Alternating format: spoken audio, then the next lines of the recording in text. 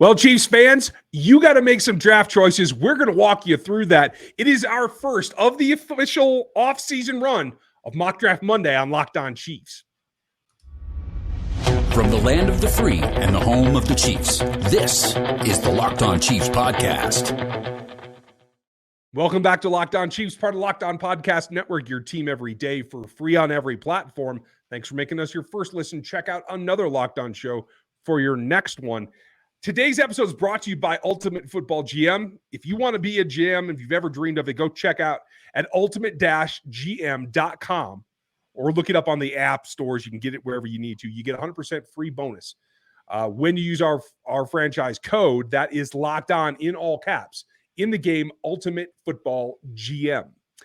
GM is the focus of this time of year.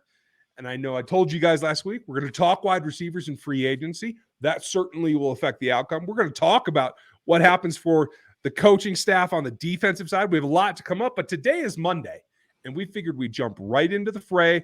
We enjoyed the Super Bowl win, and now it's time to look at next year's roster with a mock draft. So we're just going to do the top 3 picks today, but we got to get a couple of things out of the way about how are we going to go about this? What are the core issues right now?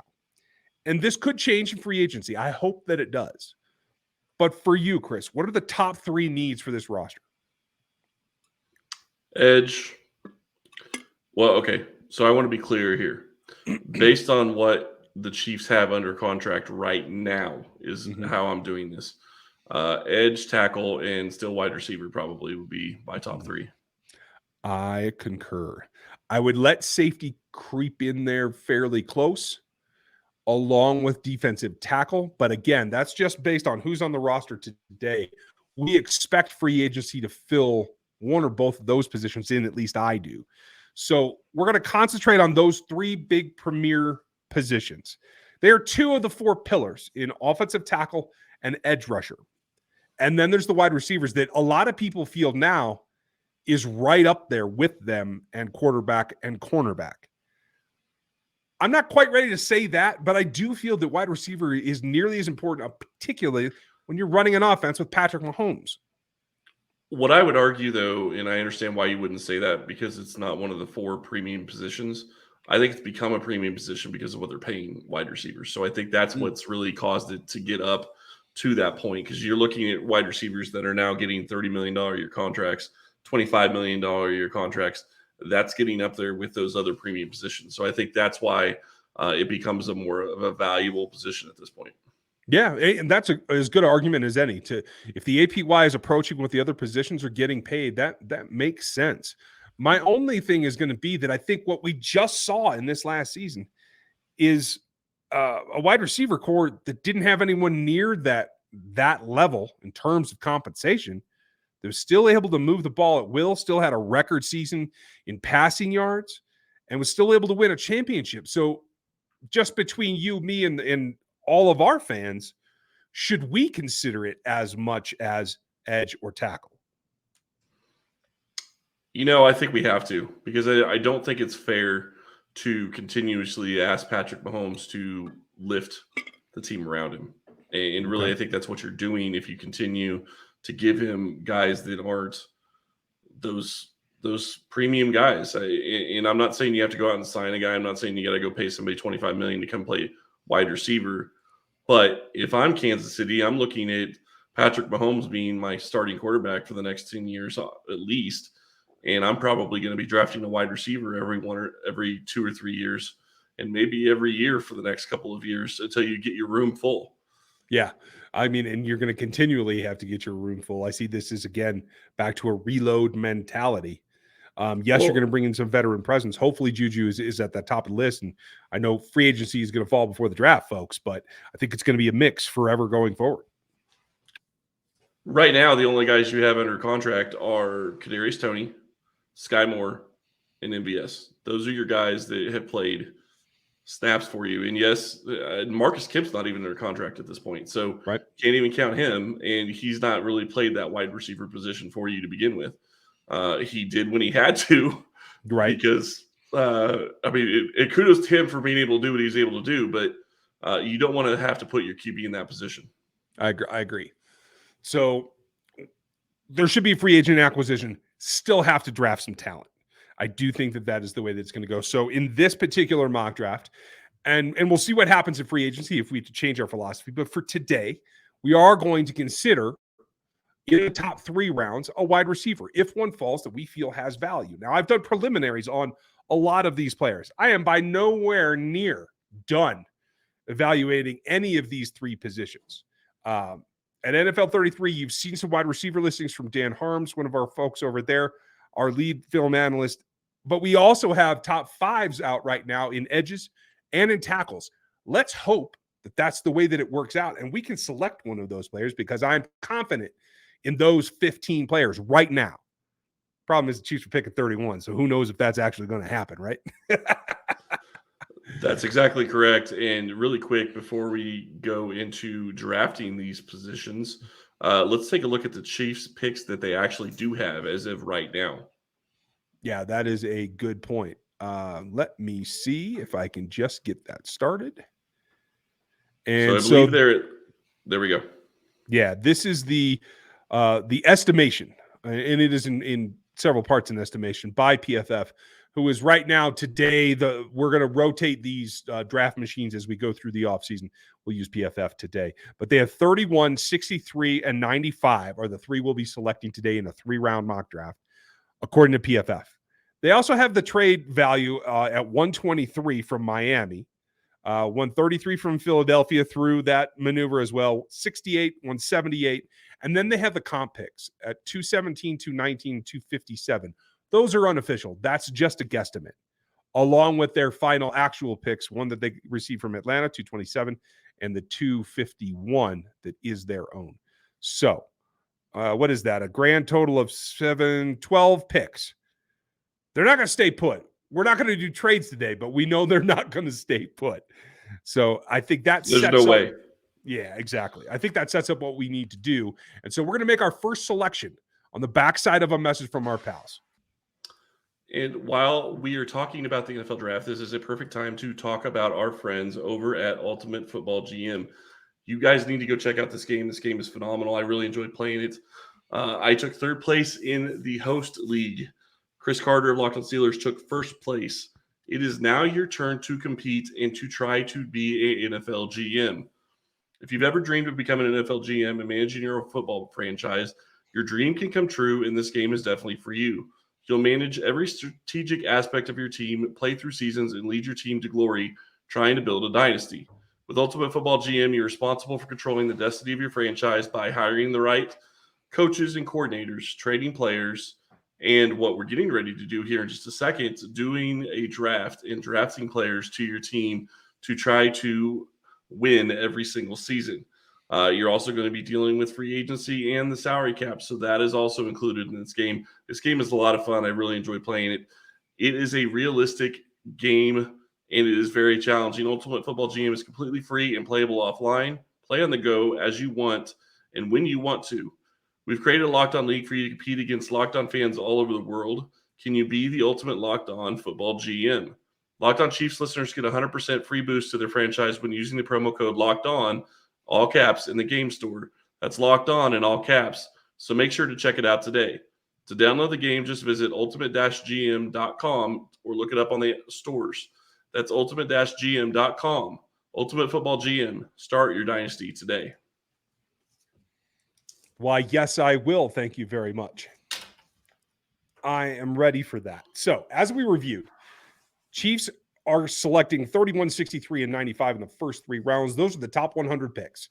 And philosophically, I think the fan base understands where I come from, that the top 100 are the key elements to every draft class. When you look back, especially for the Chiefs, round 2 has been particularly important as you look at Creed Humphrey, as you look at Nick Bolton and the contributions that particular round brings on. So we're going to concentrate on that. We're going to get trade offers. We're not going to pursue those right now. We're going to see what this looks like right now as the draft falls.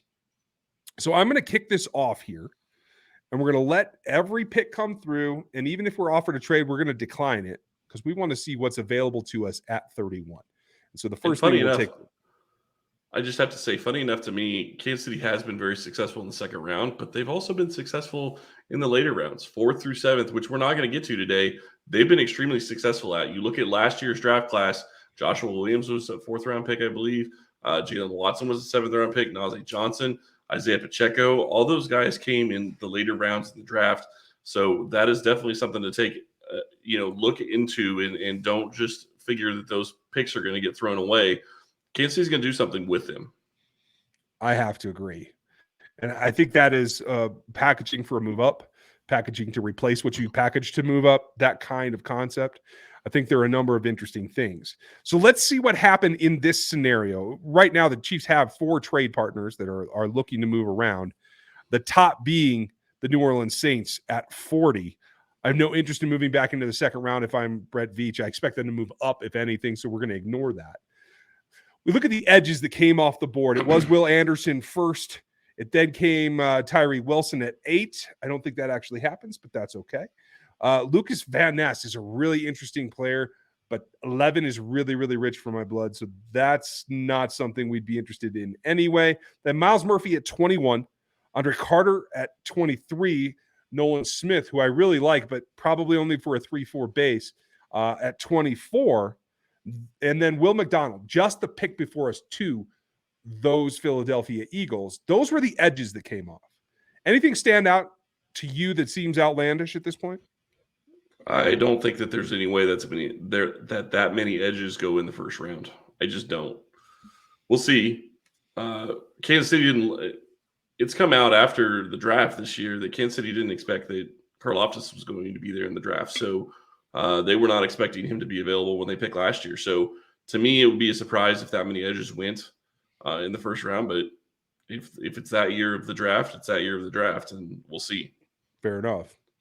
For the tackles, Paris Johnson came off at 12, Broderick Jones at 14, Peter Skoronski at 19. I think that's probably pretty close to the way that it goes. And then Anton Harrison came off at 29, 2 picks before the Chiefs were on the clock. So that is a pretty good group. I won't say it's exactly my top 4 as it stands right now, but it's a pretty good group. And then the wide receivers that we talked about, Quentin Johnson came off first at 10. Then it was Zay Flowers at 15, Jordan Addison at 18, Jackson Smith and Jigba at 20. And then we came down. I do believe JSN was the last wide receiver. So that's what's happened to this point. As we look at top available, according to PFF, that are available right now, obviously the Chiefs don't need a quarterback. I do like Tanner McGee. This is even a little high for me on Tanner McGee. So we'll be interested to see how long that stays. But at the positions that we've spoken about, it is Azeez Ojulari. I'm sorry, not Azeez. That's his brother. BJ Ojulari out of LSU. A guy that I also think is a stand-up linebacker, 3-4 type edge rusher. He can put his hand down, but I don't think he's a every down defensive end. I like him better in a 3-4. That's a question mark there. We have Josh Downs, the speed wide receiver from North Carolina. I think some of our fans will like him. I didn't mean to leave Tank Dell out, but he's there as well. Again, a little inflated value for me. The top tackle, according to PFF, that's on the board right now is DeJuan Jones. Had a nice single-day practice at the Senior Bowl, but is very much in the vein of Orlando Brown. Super big, 6'8", really long reach, not the best feet. So the question becomes is, do you want a bookmark, Chris, that looks very much like Orlando Brown on the right-hand side? Personally, I don't think that you draft a right tackle in the first round. Okay. I know that there are teams that do it, but I just don't think that that's what Kansas City is going to be looking at doing. The problem is, as you've stated, all of the positions that you would really look to want to spend a premium pick on are pretty much picked over at this point. At least the initial group, I will say that. I'm looking for one Darnell Wright, who I think might make it into the top 6, but I'm not seeing him yet. Looks like Jalen Hyatt is even higher on their board than Darnell is. The other guy that's interesting is Matthew Bergeron. I thought he had a decent Senior Bowl. I still have to go back and watch a lot more tape on him, but what I've seen I like. 54 might be a little high. Certainly 31 is out of the question for me. I think he is a day 2 guy all day long, but I think he might even be outside the top 64. So that pretty much precludes us from the tackle group, in my opinion. Do you disagree with that? No, I don't. Like I said, I think the big thing that you were looking at is now you're looking at trying to fill different holes that this team may have. And if you're going to be reaching down into edge and wide receiver, you can do it if you think that they're really a second round type player, because at 31, that's the type of player you're generally going to be getting. But that's the big question right now. Now, for all you K-State fans, Felix is out there. Nduike Ozama, the edge from K-State. I do think he's a second rounder. I don't think I would reach for him here in the first. Keon White is a guy that's been really rising up boards, and I do like him. He would be a consideration here. I think PFF has him pretty low here at 53. Kayshon Boutte is a wide receiver that I think a lot of people are familiar with. I do think he is correctly stacked in the mid-day 2 range. So it comes back to me, Chris, that it really is about, do you take an edge in BJ Ojulari, or do you reach for somebody like DeJuan Jones? What's your gut instinct tell you in the first round? If you can take a premium position, you take a premium position. The other thing that I would say that you could take into account is, can you get interior pass rush? Now, you can't get edge, but can you get, is there anybody worth taking that's interior pass rush? You know, right now it looks a little bit thin. Tui Peloto. He really is an edge. He's thicker. He's kind of a tweener. I don't like him inside. I love Adebaware. 31's high for him though. So I would not see that as a value. This might be a situation to trade out. We're not doing that today, so we're going to make a selection. So the question is, do we take what PFF tells us we should take? Or do we consider something different like Luke Musgrave? A conversation I know we've had offline. I can't see tight end as value here, so I'm leaning towards Ojulari. Yeah, I don't see it as value either. I will say that I do think Kansas City is going to change kind of the way that they do things going forward in the next couple of seasons, and I think that they're probably going to try to become more of a 2 and 3 tight end team, and really try to focus on that, because they took a lot of advantage of it throughout the season this year with Noah Gray and Travis Kelce. So taking another tight end would not shock me, but I agree. I think that you probably have to go edge, and you would probably go Ojulari at this point. Let's do that and make our first selection. So BJ Ojulari, outside edge, can drop, can do a number of things for you. Team captain, team, a lot of positives out of the LSU program that you like. That's our first round selection in this mock. We're going to get on the backside of this, and we'll go through picks 2 and 3.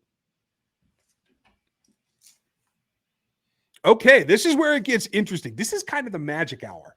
This is the day 2 picks for the Kansas City Chiefs in 2023. A day that has been really, really good to them in the last few years. They built up the Super Bowl runs. So the question becomes now is, where do you get value? Again, we're not trading out of this pick. We're taking it for chalk where they land. And I think there's a couple of interesting things here. We went edge in the first group because that was really the way that it fell out to be the best value. Now we've seen a couple of other guys fall. There's still Mike Morris, another edge. There is Eli Ricks, the corner. I think they're pretty set at corner. You tell me if you think I'm wrong. Sidney Brown's been flying up charts at safety, and we don't know the future of Juan Thornhill. Would you even consider a safety here in the second round? Kansas City has to consider a safety if they don't think Brian Cook is going to be their starter. But I personally think that they believe he's going to be that guy. They showed a lot of trust in him late in the season, so I think that they're expecting Cook to be their guy going forward. I like it. What becomes interesting to me as we look down here of who's available, and we can review the second round. I'm sorry, I should have done that already. Standouts, Adewale went 5-6 pounds picks after we discussed Osiris Torrance, the big guard, and Avila, the guard from TCU. They went later. Then you got Musgrave off the board. DeJuan Jones did go in mid-first, right before Felix from K-State. So you got both those guys off the board, as we spoke about. Boutte and Keon White went off the board as well. Isaiah Foskey is a power defender from Notre Dame that I think the Chiefs might actually enjoy his gameplay. He's not a very dynamic edge rusher, much more in the vein of Karlaftis. So I think he might be somebody that they might want to take a harder look at, but he did go off the board. So that brings me back here to knowing that we've fulfilled edge. There's 2 guys that stand out to me, and they play for the same team. And if you're now in the second round, that changes the math for me. Jalen Hyatt is a fairly one-trick pony, but he is that trick that they're looking for. He is speed, can get behind defenses. He runs a lot of vertical routes, a lot of things that you've seen MVS do. He would be a guy that could come in there and compete at the wide receiver position, in my opinion. His teammate, Darnell Wright, is another very large man, slightly better feet than DeJuan Jones, in my opinion, that plays right tackle. Now, we don't know the future of Andrew Wiley, who had maybe the best game of his career in the Super Bowl, but this is a guy that could step in there and compete for that as well. So 2 Tennessee players, do either of them spark you at all? I personally think that you have to look at Hyatt. And I say that because Kansas City needs speed. Mecole Hardman is likely not back. He's a free agent. I can't imagine that he's going to be back in Kansas City. Yes, they have MVS, and I think he can help stretch the field. But MVS doesn't have the ability to do what Hardman does. So I guess that's the question. Does Hyatt have the ability to do the orbit motions? Does he have the flexibility and the agility to do orbit motion? Because I think that's one of the biggest things you're going to lose with Hardman. Yes, I know you have that with Tony, but I think you want to have 2 of those guys.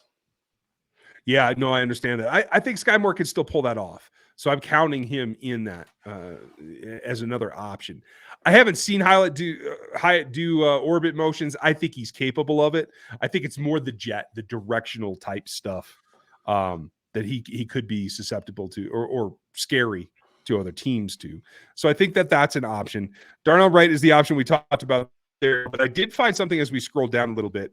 A guy who may not be here come next pick for the Kansas City Chiefs is Jalen Duncan, who is a really interesting, underpowered a little bit, in my opinion, offensive tackle, but very athletic, great feet, plays left. He's ranked here at 84. So as we pick our next one at 95, I doubt that he sits there, but you never know. And a defensive interior pass rusher, a guy that can go out to edge if he has to, but he can rush from the 3-tech in Moro Ajomo that I really like from Texas. Those are 2 other options. Does anything stand out to you in the direction you want to go here in the second round? I really wish Kansas City could find a left tackle of the future because at this point, we do not know what's going to happen with Orlando Brown. I think that it's headed towards the franchise tag. Question is how's that going to play out? And when you start looking at premium positions, you try to find the youngest players that you can to try to bring them along for as long as you can have them. And if you think Duncan can be the left tackle of the future for Kansas City, then I think that's the direction you go, even though it looks to be a little bit higher than the ranks here. Yeah, I think he will be closer on my board to where the Chiefs are picking right now at 63 than he is to this 84, according to PFF. So let's do that. Let's go Jalen Duncan, the tackle from Maryland in the second round to give the Chiefs another option at left. Maybe they still bring back Orlando on the franchise tag and they let him grow into it a year. We don't know. But as we get to – go ahead. Is Duncan a guy that can play right? I haven't seen him do it. All the film that I've watched, he's been on the left, but yes, I think that he could. I think he has the athleticism, certainly. He has better feet than Darnell Wright, and that's the reason that I took him over Darnell Wright, even though he's ranked higher on this particular board. Now let's go. What has happened since then? Jalen Hyatt did go, as we were talking about. Keely Ringo finally went. Michael Wilson, Stanford wide receiver, is really interesting. I think he might be a good fit in this offense as well. He went. Moro Ajomo did go. Cam Smith did finally go. I'm a little surprised at how long that took. Clark Phillips, an undersized nickel, who I think would be a great relief to allow L'Jarius Sneed to play outside all the time. Love that. As is Chris Smith. I think Chris Smith played safety at Georgia, but I think he can play nickel in the league. We'll see what happens there. And so that's pretty much what's happened to this point. Leaving the Chiefs here at 95. Go ahead. You don't think that they're going to continue to have McDuffie play nickel? I think if they had their druthers, if they're in a nickel set, they'd like to have McDuffie and Sneed on the outside with a true nickel on the inside. And in the meantime, they're letting Sneed play the nickel because he can. That's interesting because that's taking Jalen Watson and Williams off the field. So something we can talk about in the offseason, but interesting nonetheless. Absolutely, because I don't think either of those guys can play inside. So no, and I agree with that, but I think that they like Watson and Williams, so that's where I was coming from. So yeah, I agree with you. Here late, let's see. There's running back here. Drew Sanders is a big linebacker from Arkansas that I don't think is going to last to 95. So it's interesting he's here. He's a guy that can rush as well. He is more of a pass rusher than Leo Chanel is, but I wouldn't call him a true edge. So I don't think we can go there I don't think that he fits anything. Isaiah McGuire is playing edge as well, Missouri player, but we've already gone edge early. So I think what we want to look at is, do we need another tackle? Do we need another edge?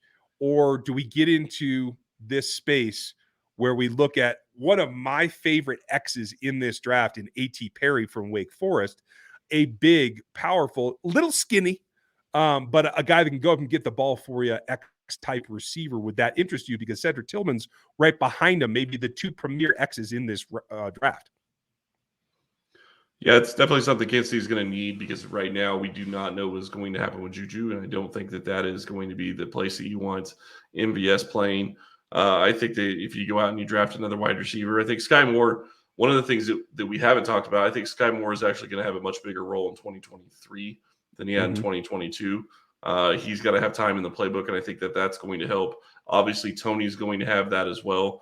But I do think you can add another wide receiver here, and I think that's really going to be helpful to the roster.